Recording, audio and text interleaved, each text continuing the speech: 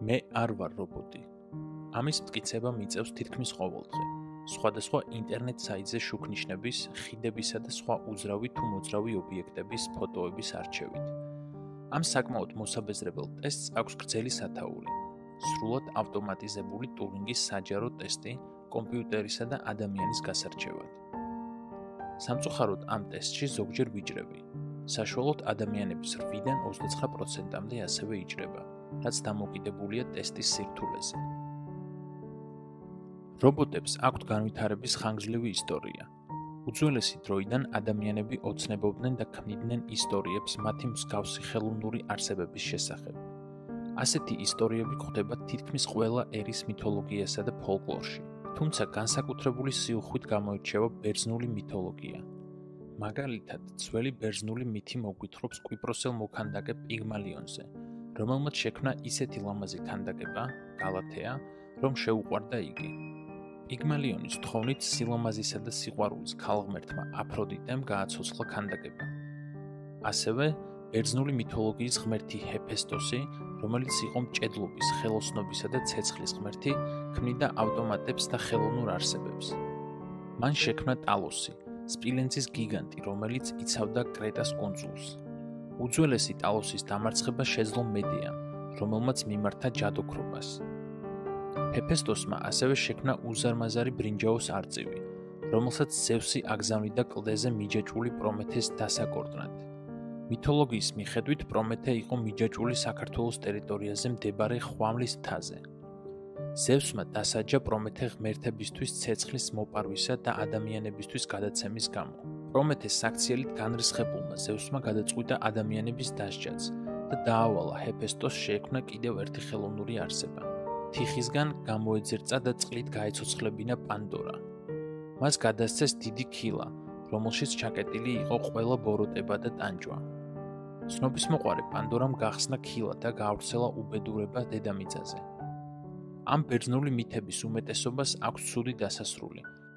ხელოვნური ქმნილებების მითოლოგიური ურთიერთობა ადამიანებთან სრულდება ქაოსითა და სავალალო შედეგებით, როგორც ხელოვნური არსებებისთვის, ისე ადამიანებისთვის. ქართულ ზღაპრებში გვხვდება გაცოცხლებული საგნები, თოჯინები ან სხვა ხელოვნურად შექმნილი არსებები, რომლებიც სიცოცხლეს იძენენ მაგიის ან ღვთაებრივი ჩარევის შედეგად. ასევე ქართულ მითებში ხშირია შემოქმედება და გარდასახვა, სადაც ღვთაებები ან გმირები ქმნიან არსებებს ან გარდაქმნიან მათ. მაგალითად, ზოგიერთ ხალხურ გადმოცემაში დევები მოხსენიებულნი არიან როგორც მიწიდან ან ქვიდან გაჩენილები, რაც მათ არაბიოლოგიურ წარმოშობაზე მიანიშნებს.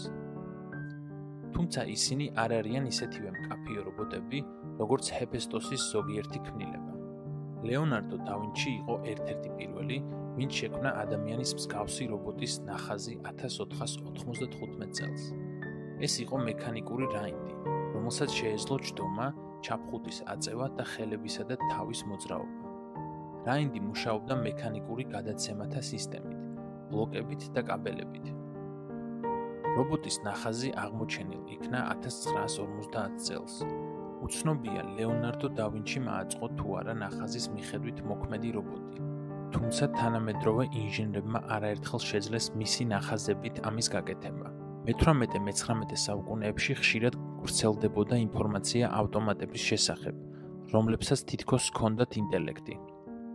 თუმცა შემდეგ ირკვეოდა, რომ ადგილი ჰქონდა თაღლითობას.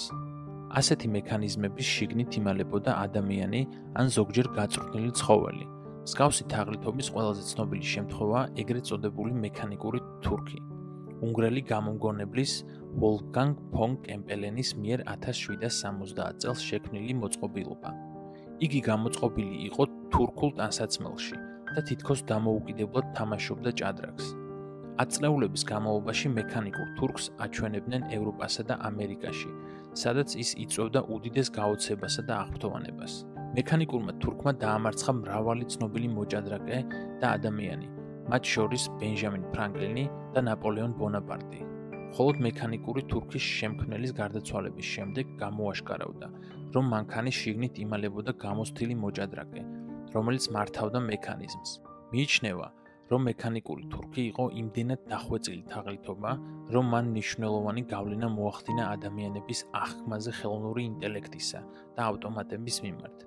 ამ თაღლითობამ შთააგონა ბევრი ნამდვილი გამოგონება. მაგალითად, ცნობილია, რომ ჩარლზ ბებიჯი, ინგლისელი მათემატიკოსი და გამომგონებელი, რომელსაც ზოგჯერ უწოდებდნენ კომპიუტერის მამას, ორჯერ ეთამაშა მექანიკურ თურქს და ორჯერვე დამარცხდა. სიტყვა რობოტი მომდინარეობს ჩეხური სიტყვიდან რობოტა, რაც ნიშნავს იძულებით შრომას. ეს ტერმინი გამოიგონა ჩეხმა მწერალმა კარელ ჩაპეკმა და პირველად გამოიყენა 1920 წლის სამეცნიერო ფანტასტიკურ პიესაში როსუმის უნივერსალური რობოტები. რობოტების ქცევის მომწესრიგებელ ნორმებზე მსჯელობა დაიწყო დიდი ხნის წინ სამეცნიერო ფანტასტიკის ჟანრის ლიტერატურაში. აიზეკ აზიმოვმა ჩამოაყალიბა რობოტექნიკის 3 კანონი, მოთხრობაში მრგვალი ცეკვა.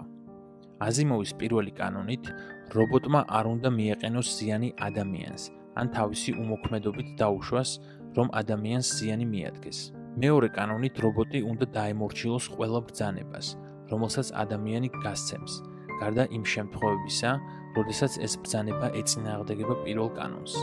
მესამე კანონით კი რობოტმა უნდა იზრუნოს საკუთარ უსაფრთხოებაზე იმ ფარგლებში, რამდენადაც ეს არ ეწინააღმდეგება პირველ და მეორე კანონს. მოგვიანებით ამ 3 კანონს დაემატა ეგრეთ წოდებული ნულოვანი კანონი. რობოტი უნდა მოქმედებდეს მთელი კაცობრიობის ინტერესებიდან გამომდინარე და არა მხოლოდ ცალკეული ადამიანის. ნაკლებად სავარაუდოა, რომ ეს კანონები დამკვიდრდება პრაქტიკაში, რადგანაც რობოტების მნიშვნელოვანი ნაწილი იქმნება სამხედრო მიზნით. თუმცა ამ კანონების გამოყენება ალბათ მაინც მოხდება მშვიდობიანი დანიშნულების, მათ შორის საყოფაცხოვრებო რობოტების შემთხვევაში. აზიმოვის მიერ შექმნილი კანონების ერთ-ერთი პირველი დარღვევა დაფიქსირდა ამერიკის შეერთებულ შტატებში 1979 წლის 25 იანვარს, როდესაც რობოტმა იმსხვერპლა რობერტ უილიამსის 25 წლის ქარხნის მუშის სიცოცხლე. იგი მუშაობდა Ford Motor Company-ის ერთ-ერთ ქარხანაში, ნაწილების ამღები რობოტული სისტემის მახლობლად, რომელიც იყო დამონტაჟებული 5 სართულიან საწყობში. რობოტის გაუმართავობის გამო უილიამს მოუწია საწყობში შესვლა, რათა ხელით გამოეტანა ნაწილები. სწორედ ამ დროს ერთტონიანი რობოტული მანიპულატორის მკლავი მოულოდნელად ამუშავდა და დაეჯახა მას. უილიამსის ოჯახმა ურჩივლა რობოტის მწარმოებელ კომპანიას და 1983 წელს სასამართლომ მიაკუთვნა ოჯახს $15 მილიონი კომპენსაცია, რაც იმ დროისთვის უპრეცედენტო თანხა იყო. მოგვიანებით მხარეებმა მორიგებით დაასრულეს დავა და შესაბამისად კომპენსაციის ზუსტი ოდენობა უცნობია. ეს ტრაგიკული შემთხვევა შევიდა ისტორიაში, როგორც პირველი დადასტურებული სიკვდილი, რომელიც გამოწვეული იყო რობოტული სისტემით.